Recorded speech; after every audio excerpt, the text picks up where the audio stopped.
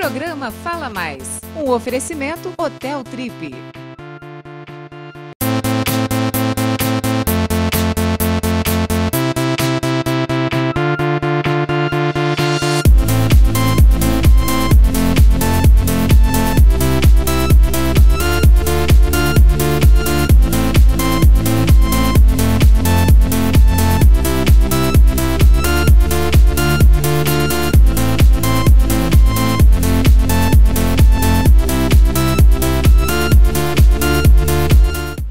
Oi gente, o Fala Mais está começando agora e hoje em nosso programa nós vamos receber o Dr. Guilherme, ele que é o pediatra do pequeno Joaquim que sofre de atrofia muscular espinhal, a AME. Vamos perguntar para o doutor tudo sobre a doença e também como o Joaquim está reagindo após o início do tratamento com o Inspirasa. Eu vou a um rápido intervalo e volto já, não saia daí!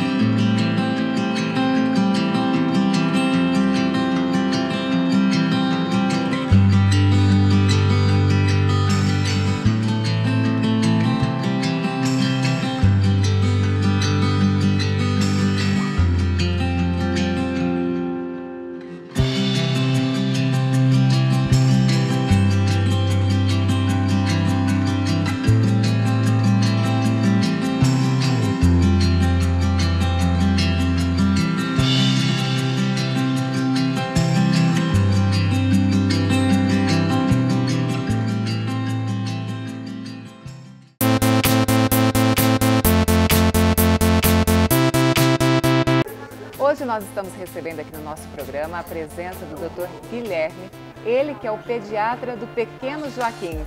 O Joaquim que comoveu todos nós, o Brasil inteiro, porque ele sofre de uma síndrome rara e também fatal, a atrofia muscular espinhal, conhecida como AME. Dr. Guilherme, seja muito bem-vindo, que bom tê-lo aqui conosco. Obrigado, é um prazer. Bom, o senhor acabou de aplicar a segunda dose da medicação no pequeno Joaquim. Deu tudo certo? Tudo certo, graças a Deus, tudo tranquilo. Bom, doutor Guilherme, no decorrer aqui do nosso bate-papo, a gente vai falar muito sobre o Joaquim também. Tá bom. Doutor, o que é a atrofia muscular espinhal, AME? A AME é uma doença genética, ela é considerada rara e ela é uma doença degenerativa. Então isso significa que alguma estrutura do nosso corpo vai aos poucos entrando em colapso.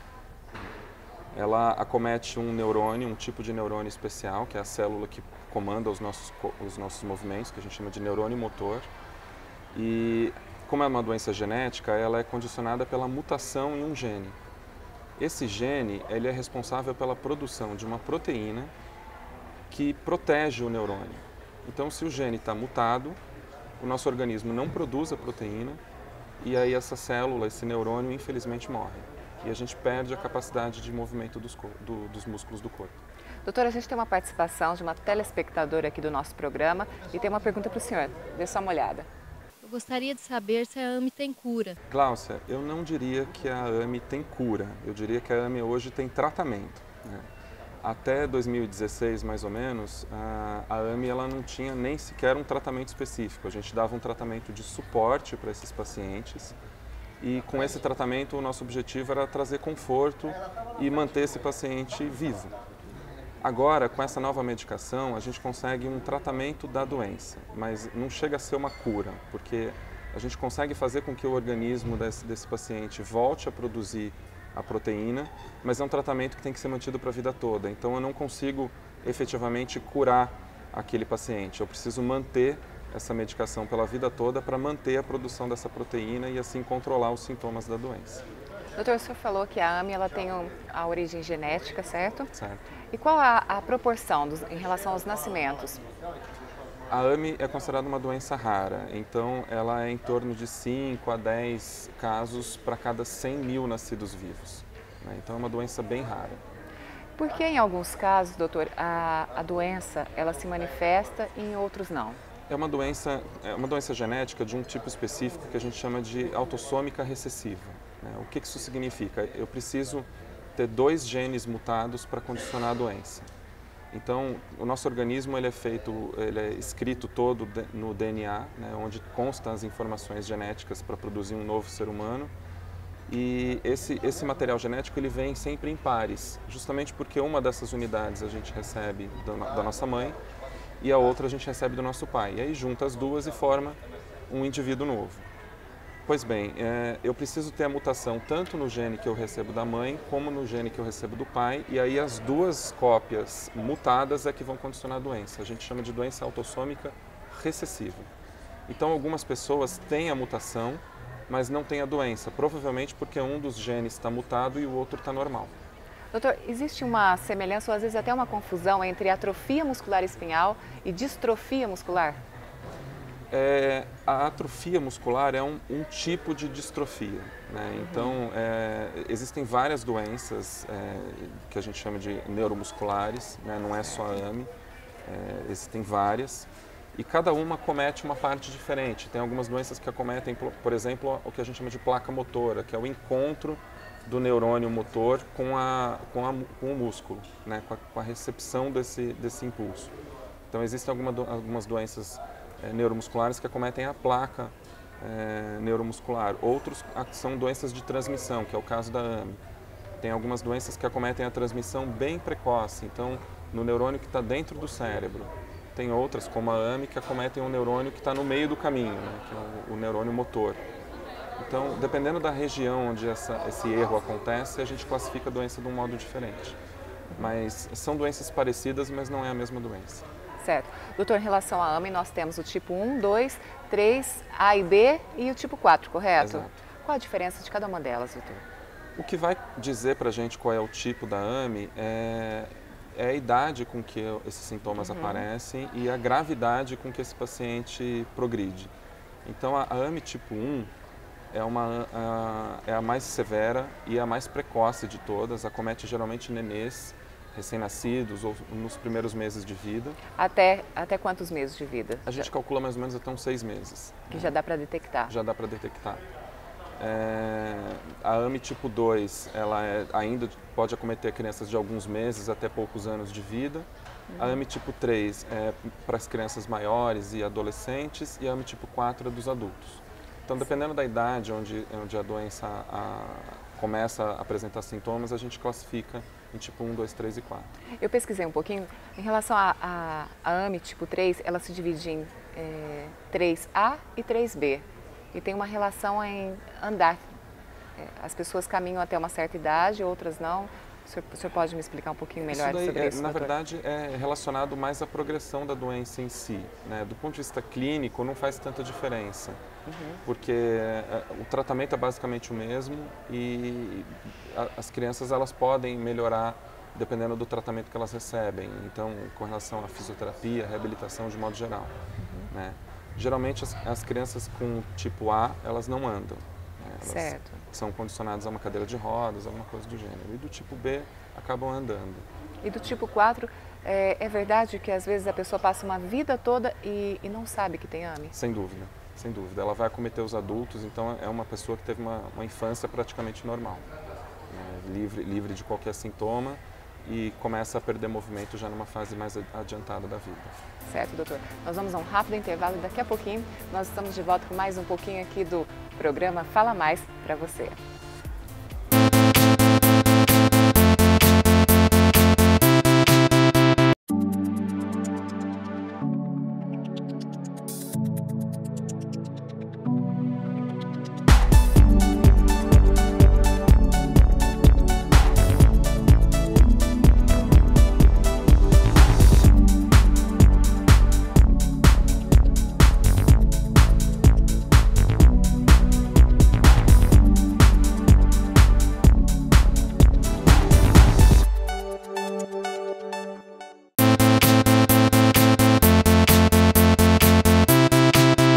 Estamos de volta aqui com o nosso programa e para você que está chegando agora, nós estamos recebendo o pediatra Dr. Guilherme, ele que cuida de todo o tratamento do pequeno Joaquim, que comoveu todo o nosso país porque ele sofre de uma síndrome rara, a atrofia muscular espinhal.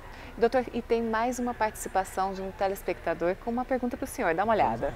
Doutor Guilherme, eu ouvi dizer que existe um exame que é capaz de detectar se nós somos portadores ou não da AME. Isso é verdade?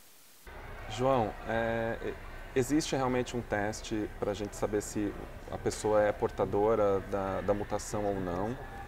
E esse teste é um teste ainda bastante caro e ele pode ser feito para várias outras doenças, né? Não só para atrofia. Dependendo da família, se existe o histórico de uma doença na família, especificamente no caso da AME, eu recomendo que as famílias que estejam pensando em ter filhos façam esse teste para calcular o risco. Se a gente estiver diante de um pai portador e uma mãe portadora, o risco é de 25% desse casal ter uma criança com AME, né, com a doença AME, e que é considerado um risco alto. Então, se esse casal realmente estiver planejando ter filhos, até valeria a pena conversar a respeito de um procedimento de fertilização assistida, alguma coisa do gênero.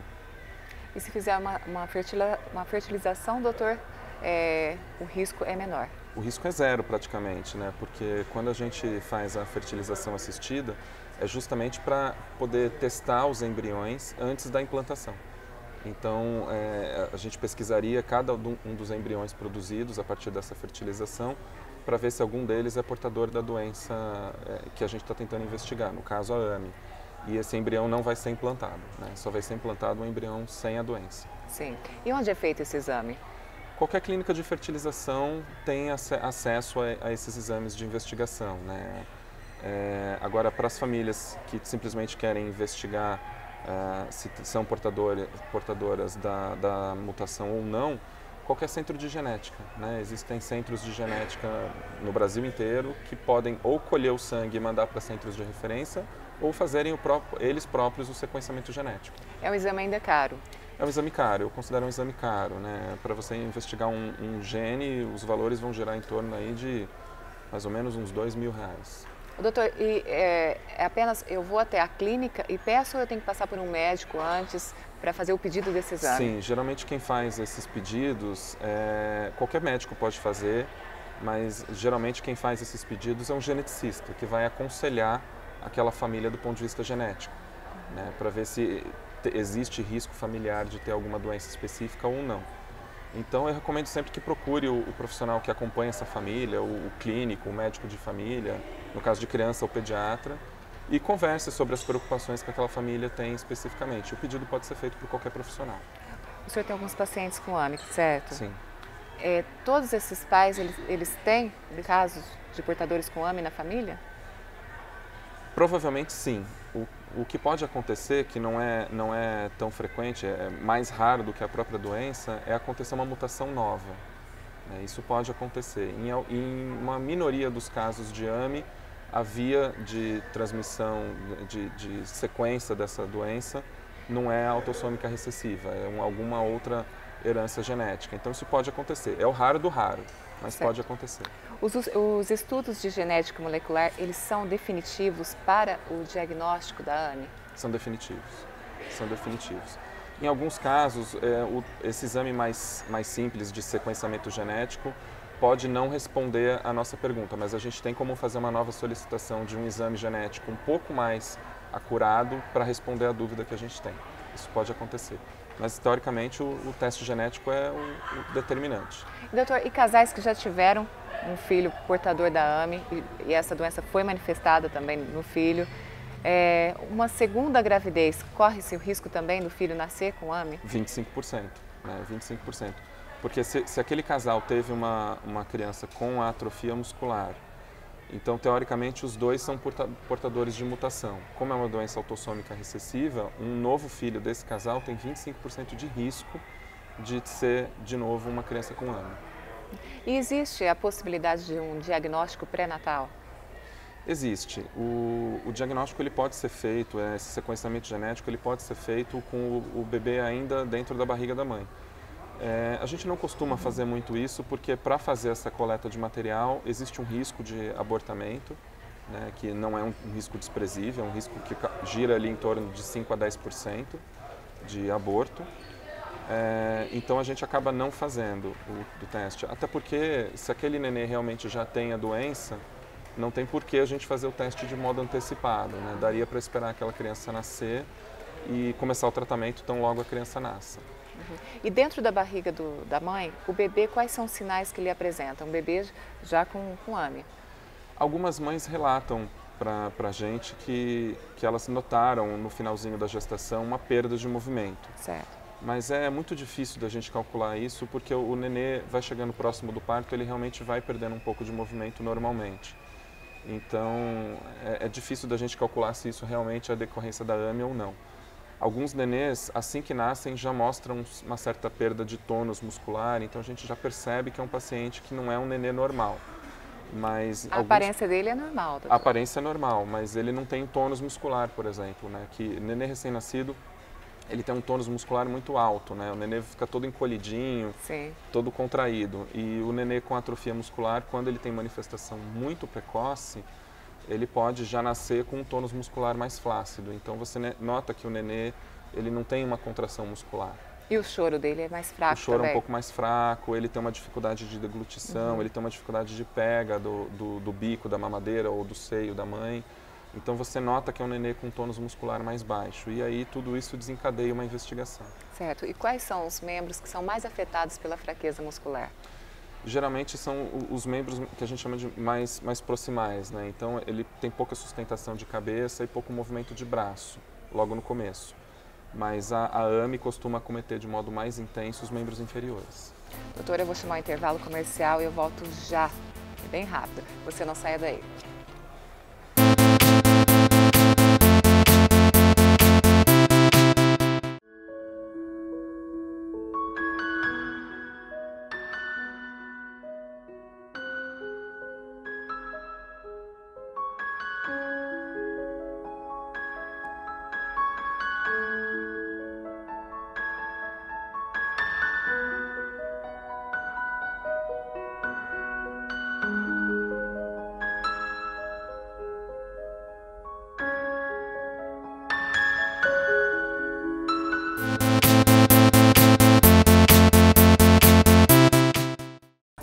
Estamos de volta com o nosso programa Fala Mais e hoje aqui nós estamos falando sobre a atrofia muscular espinhal, a AME, com o pediatra Dr. Guilherme. Dr. Guilherme, a insuficiência respiratória, ela é comum?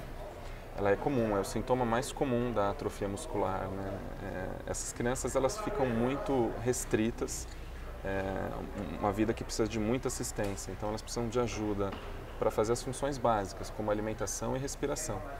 Na verdade, a insuficiência respiratória é a maior causa de complicações dessa doença, porque são crianças que ficam ligadas a um aparelho de ventilação e esse aparelho ele condiciona a respiração e a ventilação para esses pacientes, mas ainda existe um risco de pneumonias, por exemplo, ou de broncoaspiração, que a gente chama. Então, uma série de complicações são decorrentes da insuficiência respiratória. O senhor falou em alimentação, é uma alimentação especial? Na verdade, a maioria dessas crianças tem uma alimentação, do ponto de vista de tipo alimentar, normal, né? A gente consegue fazer uma dieta plena para esses pacientes. A única questão é a via como essa dieta é administrada, né? Porque como essas crianças têm muita dificuldade de deglutição, né? Elas não mastigam, elas não conseguem propelir o alimento, a gente precisa dar um suporte para essa alimentação. Esse suporte é feito ou pela sonda nasogástrica, né, que é um utensílio que a gente passa pelo nariz até o estômago, ou por uma outra forma de via alimentar que a gente chama de gastrostomia, que é um furo diretamente na barriga do paciente, que a gente coloca um bottom ali que faz a interligação entre o estômago e o meio externo, e é ali que a gente administra a dieta para esses pacientes. E é dessa forma que o Joaquim é alimentado também? Sim. O leite do Joaquim ele toma, a gente acompanha pelos vídeos que a mãe dele posta diariamente. É um leite especial, doutor? O Joaquim recebe um leite especial por conta da fase de desenvolvimento que o Joaquim está. Mas ele tem capacidade, assim como muitas outras crianças, de se alimentar plenamente, né, de tipo alimentar. Inclusive eu já conversei com os pais recentemente e a gente vai logo progredir a dieta do Joaquim. Isso é uma notícia ótima. E como que vai ser essa mudança de dieta, doutor, dele? A gente vai fazer o que eu faço para todas as outras crianças, né? A gente vai progredir a dieta dele, colocando primeiro os tipos alimentares que são mais simples, né? Como frutas e legumes, por exemplo. E depois a gente vai progredir para dietas um pouco mais complexas, com proteína animal e tudo mais. Vai ser uma dieta batida, né? Porque eu preciso administrar pela sonda, mas do ponto de vista nutricional vai ser uma dieta bem completa. E em relação a essas frutas, tem alguma fruta que ele não pode comer? Não, dieta plena. Ele vai receber tudo o que E é logo, qualquer doutor? outra pessoa. Logo, assim. Eu combinei com os pais que assim que a gente terminar essa fase de ataque, né, que a gente ainda tem um mês mais ou menos para terminar a fase de ataque, eu já vou começar a fazer as modificações alimentares para o Joaquim. Bom, o senhor aplicou a segunda aplicação desse medicamento, o Inspirasa. Isso. E como que está sendo a reação? Como que o Joaquim está reagindo ao medicamento? Ele está indo muito bem, eu estou muito contente com a resposta do Joaquim.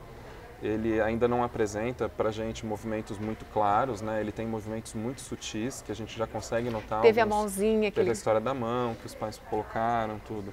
Mas a gente ainda não consegue ver movimentos muito claros, assim, muito fortes, né? Ele até tem uma fraqueza muscular bem importante. Mas a resposta dele está me animando muito, porque ele não teve intercorrência nenhuma em nenhuma das duas aplicações. Ele respondeu bem à medicação nesse sentido. As duas aplicações foram livres de intercorrência, o procedimento em si foi muito tranquilo e ele aceitou bem a medicação, não teve nenhuma reação alérgica, nada do tipo. Então, isso me deixou bastante animado. Bom, são duas, agora faltam quantas? Faltam mais duas para a gente completar a fase de ataque. Daqui 15 dias mais uma, doutora, é Daqui isso? a 15 dias mais uma e depois 30 dias depois da terceira a gente faz a quarta.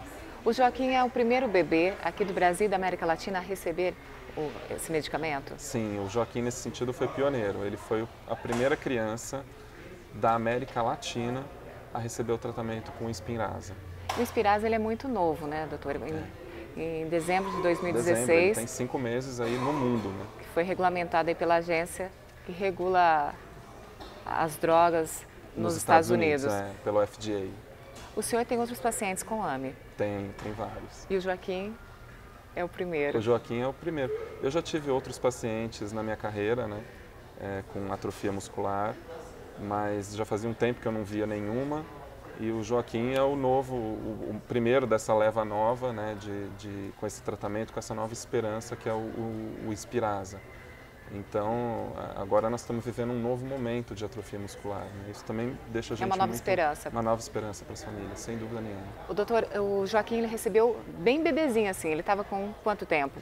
O Joaquim recebeu, ele tinha 7 para 8 meses. Então, quanto antes recebesse, no caso, né, que ele conseguiu receber o Inspirasa, a melhora dele, a recuperação, ela é mais rápida também.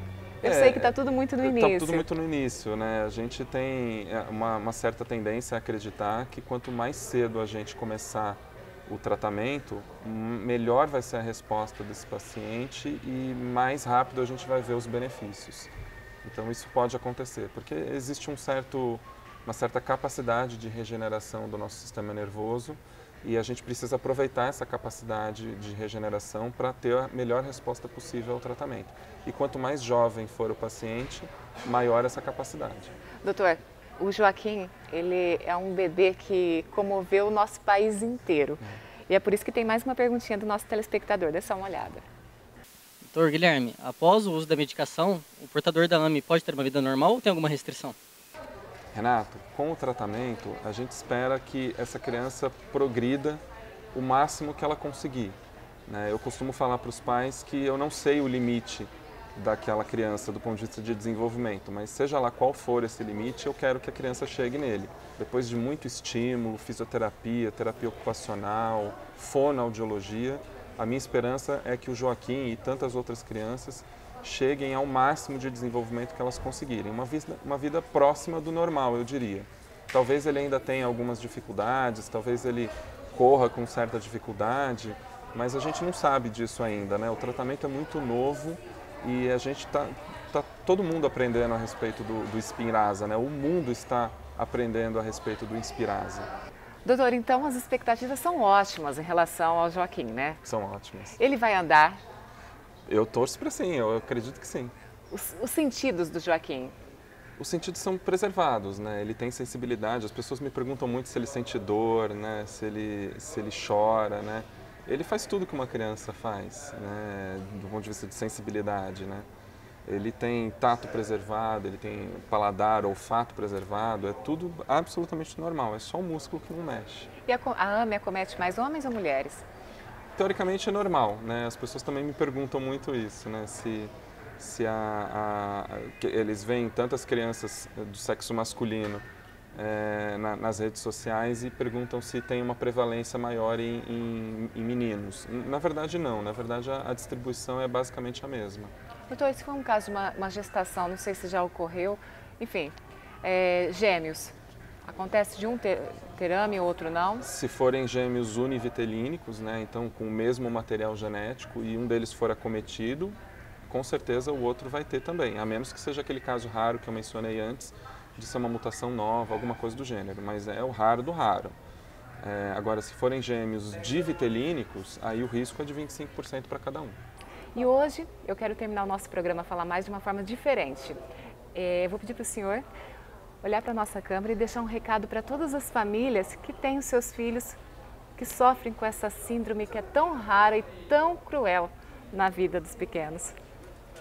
Eu acho que para as famílias o melhor recado que eu posso dar, porque incrível que pareça, tem muitas famílias que ainda não sabem desse tratamento, né? Então o recado que eu queria dar é esse. Mantenham-se firmes, né? Mantenham a fé, mantenham a esperança, que eu acho que esse novo tratamento realmente trouxe uma nova possibilidade da gente cuidar dessas crianças e chegar o mais próximo possível de uma vida plena, uma vida digna, uma vida que realmente é muito boa de ser vivida. Esse é o meu recado. Então mantenham-se firmes e procurem informações com seus médicos, porque existe uma oportunidade agora que a gente precisa aproveitar.